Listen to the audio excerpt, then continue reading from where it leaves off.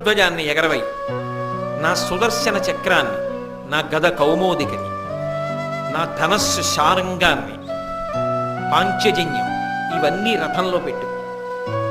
పాంచజన్యం నా దగ్గరే ఉంటుంది, వెళ్ళేటప్పుడు తీసుకెడతాను.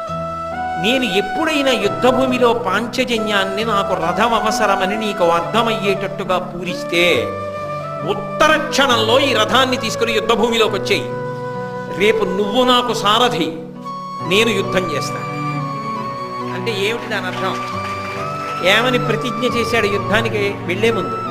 నేను ఆయుధం పట్టను, ఏ ఇతర సహాయము ఉండదు, సారథ్యం ఒక్కటే చేస్తానన్నాడు. అటువంటి వాడు ఏ కారణం చేతనైనా సైంధవుడు దొరకకపోతే, ఏమో అర్జునుడు ప్రతిజ్ఞ ఆపలేను కానీ ఇక కురువీరులన్న వాళ్ళు మాత్రం మిగలడానికి వీలు.